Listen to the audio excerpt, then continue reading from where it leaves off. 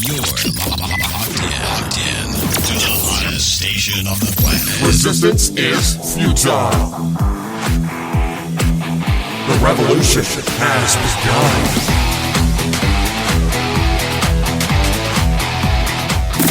You're listening to Rebelpreneur Radio, helping you break the rules and build the business you need for the life you want. And now, broadcasting his pirate signal from somewhere beyond the status quo, here's your host, best-selling author, marketing and media strategist, Ralph Brogdon. Hello and welcome to Rebelpreneur Radio. It's the show that helps you build the business you need so you can live the life you want. I'm Ralph Brogdon. I talk with a lot of coaches and a lot of consultants, especially in the helping space. And one thing that seems to be kind of a universal obstacle that we all have to overcome is how can we make money while we're making a difference? And a lot of people are gifted in the area of helping others to create transformation in their life, but they have money issues in the sense that they wonder if it's ethical and if it's proper for them to expect to be paid for the transformations that they create. And that requires some mindset work, but I think it's helpful for us to perhaps have a paradigm shift. And today's guest can, I think, help us get there because he's here to discuss the concept of compassionate capitalism. And actually, he has written a book on the subject, Compassionate Capitalism, A Journey to the Soul of the Business. I'm speaking with Blaine Bartlett. He is the CEO and president of Avatar Resources, a consultancy he founded in 1987. He's an adjunct professor at Beijing University, managing director of the Global Coaching Alliance, founder of the Institute for Compassionate Capitalism, and a member of the Transformational Leadership Council. Blaine is the author of 4 books, the #1 international bestseller, Compassionate Capitalism. I keep stumbling over that word capitalism. Maybe I'm the one that's got all the mental blocks that need to be cleared in that area. But he is the #1 international bestselling author of Compassionate Capitalism, A Journey to the Soul of Business, Discover Your Inner Strength, written in collaboration with Stephen Covey, Blanchard and Brian Tracy, and the best-selling 3-Dimensional Coaching, Moving Passion into Performance. His latest book is Tapping into the Soul of Business, The Key to Employee Engagement. Blaine Bartlett, welcome to Rebelpreneur Radio. Ralph, it's a pleasure to be here. Thank you for having me on. The pleasure is mine. I'm really looking forward. I hope I set you up to really enlighten us in this area of compassionate capitalism, because I think that's something we don't hear a lot about. And I think it's something that we need to really wrap our hearts and our minds around if we really want to serve people at the level that we are capable of and be able to enjoy the fruits of our labor as well. Before we get into that, tell us a little bit about your background. How did you get started? Well, first of all, before I jump into that, I was just chuckling a little bit as you were stumbling over the words, compassionate capitalism. Most people have, it's almost an oxymoron, and We'll talk about that in a little bit. Yeah, compassionate capitalism, that's not how most people see this coming together.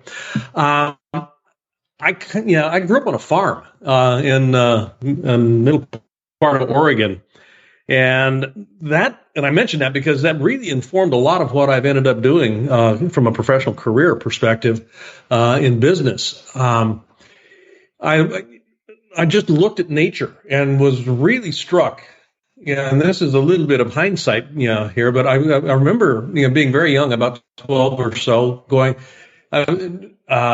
The nature of seasonality, just everything seemed to have a place, everything seemed to flow, and what seemed to be dying actually was, laying the groundwork for the next spring's crops. I mean, it was just a real interesting environment to grow up in. And then when I started doing work in organizations, I started applying some of that observation to how I saw organizations actually working, or more precisely, not working in many cases. So that kind of provided the catalyst, if you will, for a lot of the work I do today.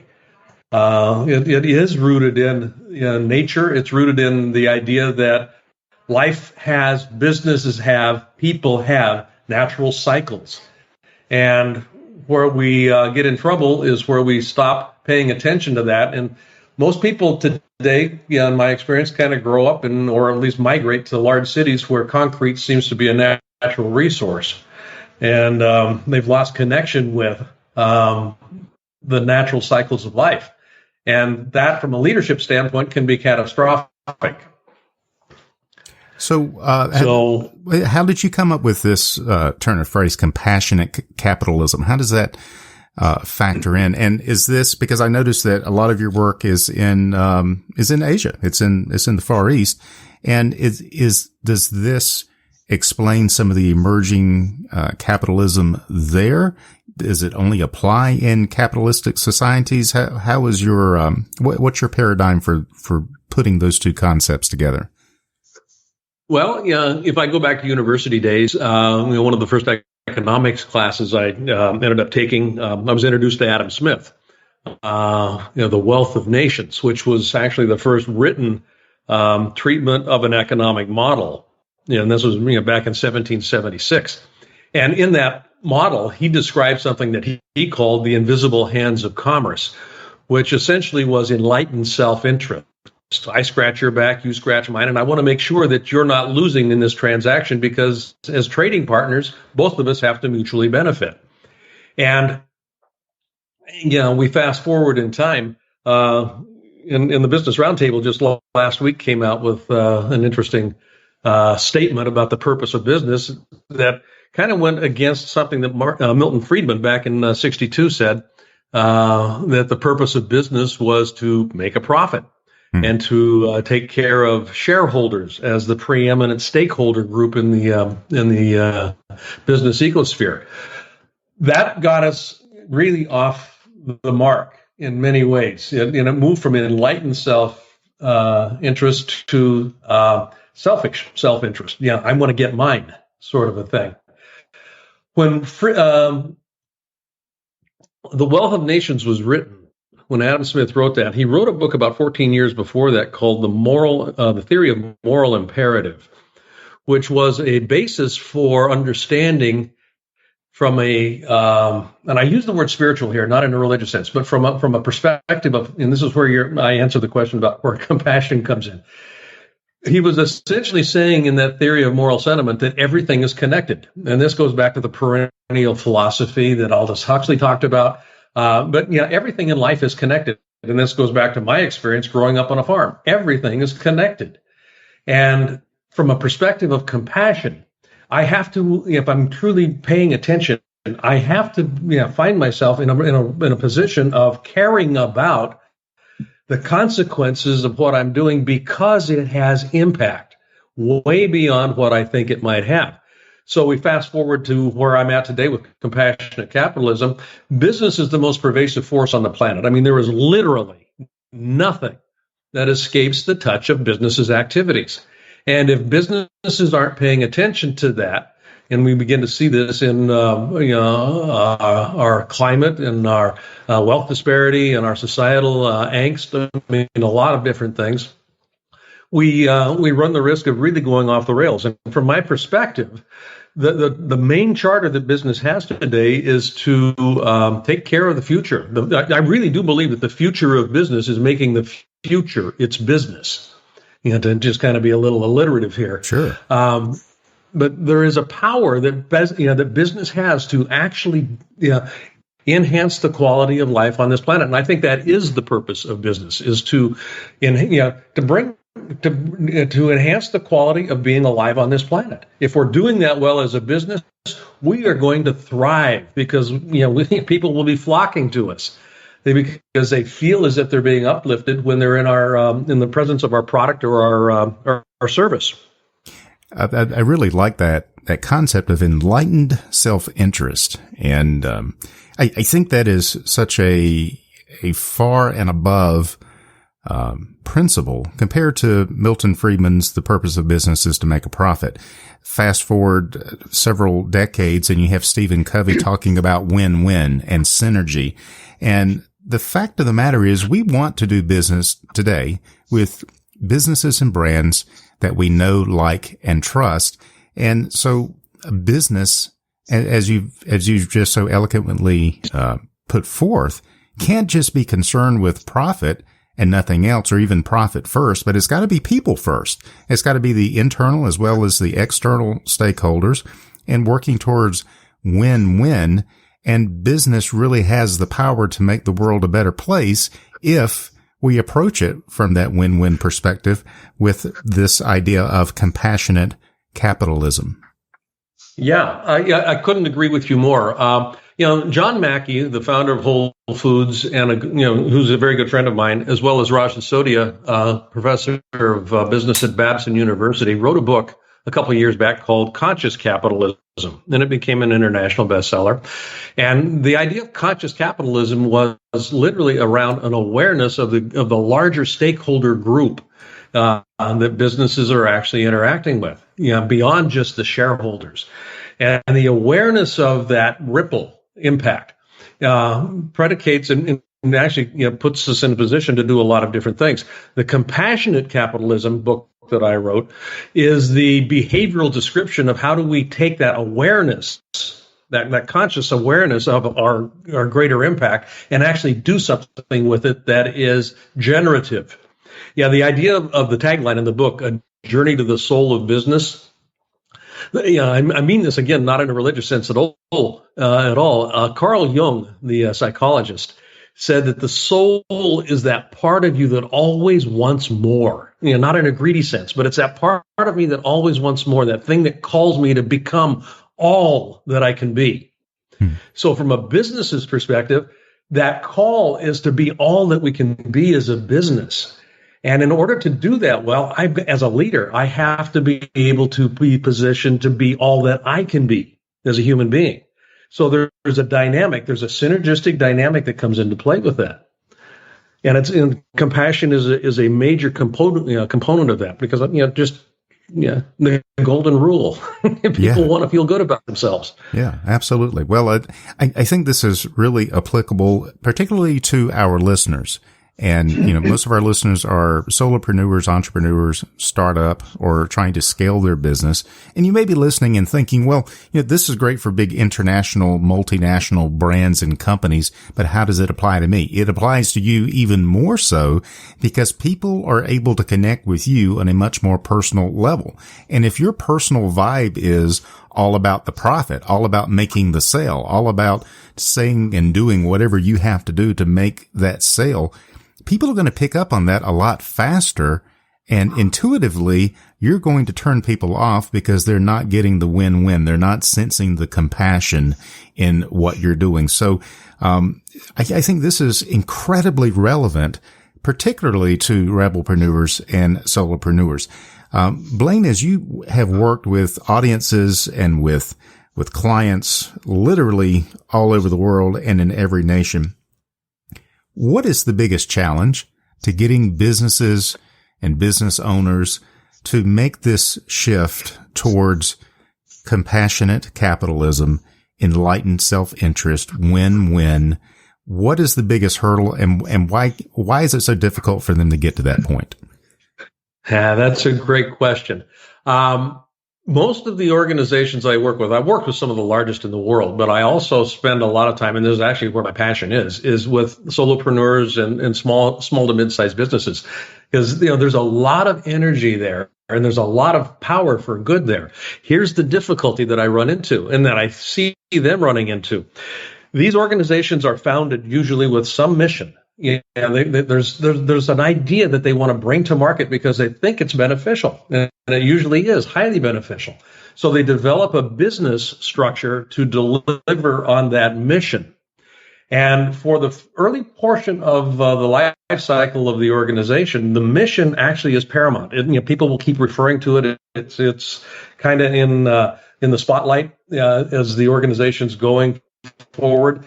But there's an inflection point that happens where the business now has become successful. It really has gotten over that hump. And we start looking at how do we continue to be in business rather than how do we continue to deliver our mission more effectively. And it's a very subtle shift. It happens almost imperceptibly, but you start noticing it in the conversations in the company, because the conversations move towards quarterly results. They move towards goal measurements, goal attainment, and decisions are made in service of the business primarily, as opposed to in service of the mission.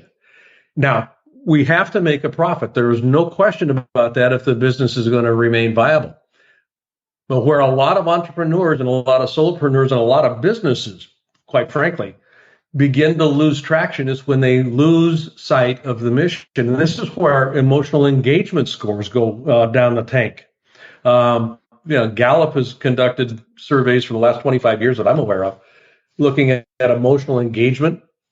And essentially what it shows is that about 92%, 93%, 97%, 84%, it bounces around within about a 5% bracket.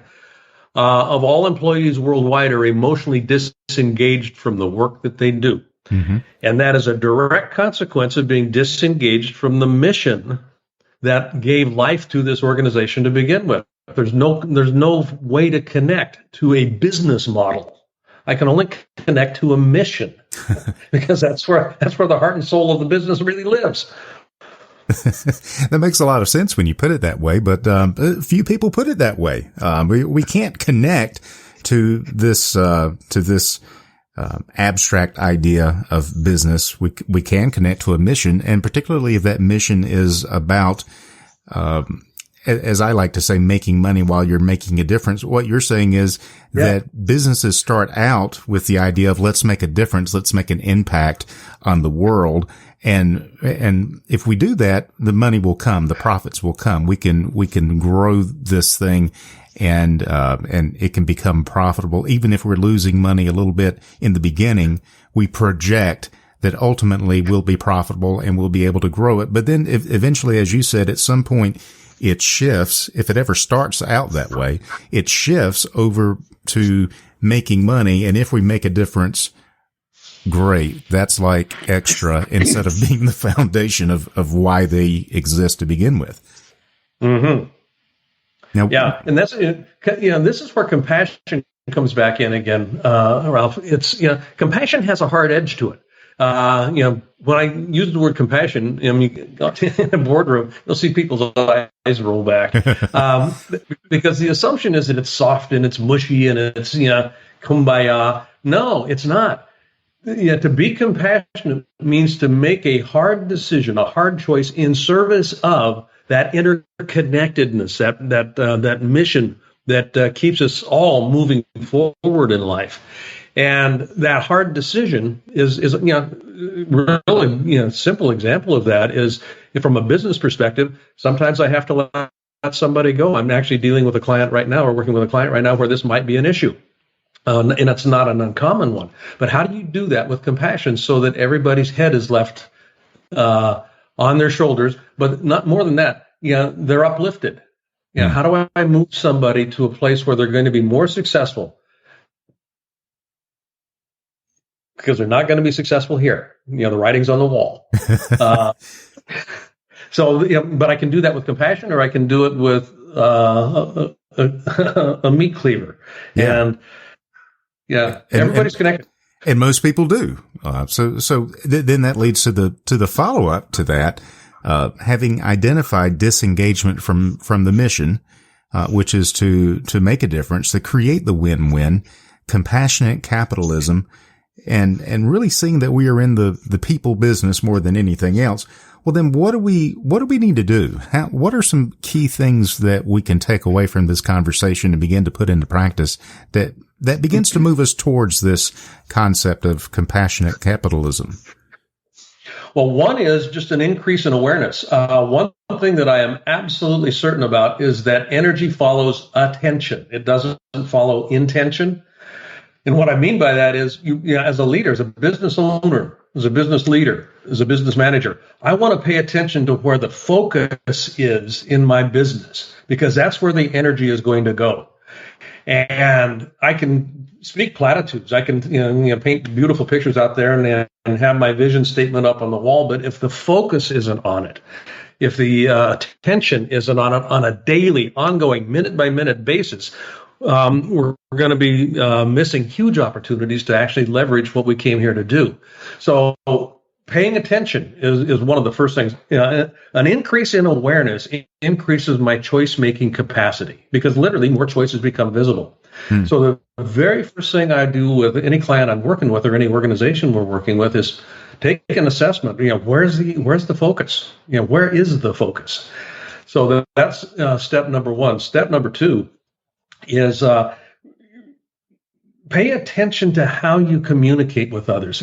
All an organization is a collection of individuals that are in relationship. That's all any organization is, a collection of people that are in relationship. And if the relationships are working relatively well, the organization is going to have a pretty good shot at success. Now, the most obvious relationships are the interpersonal ones, but there's also relationships with vision. There's a relationship with work process. There's relationship with, you name it. Everything has a relational component to it. And as a business leader, if I'm not paying attention to the quality of the relationships that people have in my organization, I'm going to be missing, again, opportunities to really excel. I was working with a client not too long ago where I was talking about this, and one of the people in the room piped up and said, "I hate my chair. My relationship with my chair sucks." And everybody kind of laughed. And I said, no, take this seriously. If where's her attention? And her attention was on discomfort. And it was on, so she was having to pay attention to something that was not going to be conducive to her being as productive as she could be. So the leader of that group basically gave carte blanche that if anybody else needs a new chair, go get some new chairs, because this is a startup that had acquired used furniture, and they'd gotten over the hump, and they were actually now successful to the point where that kind of an expenditure wasn't a big deal. I came back about 6 months later, and there was a palpable difference in the office. And I said, "What's going on?" And they said, "Well, we got new chairs." and this, it sounds silly, but it was the quality of the relationship that had improved. As a leader, if I'm not paying attention to where people's attention is going, I'm going to be missing some huge opportunities to improve what we do and how we do.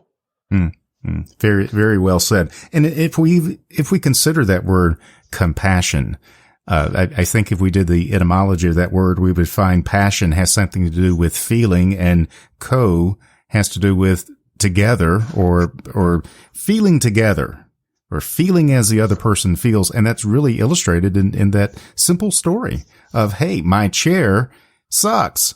And okay, let's do something about it, and those are the very simple little tests of compassion. And if we can be that in touch and paying that much attention to what's going on inside the business, then certainly we'll be in a better position to respond favorably and with compassion, feeling as our customers feel, feeling as our prospects feel, and not putting them through some of the things that other businesses would put them through because they're not compassionate. So I really resonate with what you're saying here. You are, your work, as I said, extends around the globe. You've got a number of books and programs that are available. What are you working on right now that's got you really excited that you'd like to share with our listeners? Oh, that's a great question. Thank you for the opportunity here. I'm actually writing a new book. It's a leadership book that is a companion piece to the Compassionate Capitalism book. And as part of that, we've developed, or actually in the middle of developing, a whole leadership coaching program that we'll be launching in October. So we're putting the collateral pieces together on that. I'm very excited about it. We've got some things in place that I think are very unique in terms of how leaders can actually approach and get their arms around this notion of compassionate capitalism and leading a compassionately capitalistic organization. How do you do that? And a large part of the focus is on that is increasing the amount of employee engagement that we have so that we become and are actually seen as an employer of choice. People, are they're knocking on our door saying, "Can I work with you guys? We hear good things about you."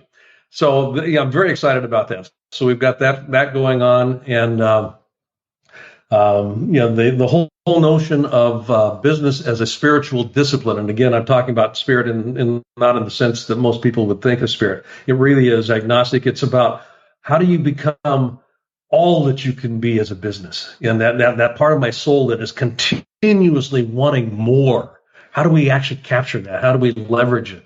And that's something that you can actually play with, and it's really tangible. So we're working with models on that right now. Very exciting. And that phrase you just used, business as a spiritual discipline. If we think about compassionate capitalism and we think about the fact that we are actually serving people, then that really does bring the spiritual discipline, the language of spirituality into business. And that's pretty powerful concept. This has been really enlightening. I feel challenged by what you have shared with us. And I think that our listeners are going to want to find out more.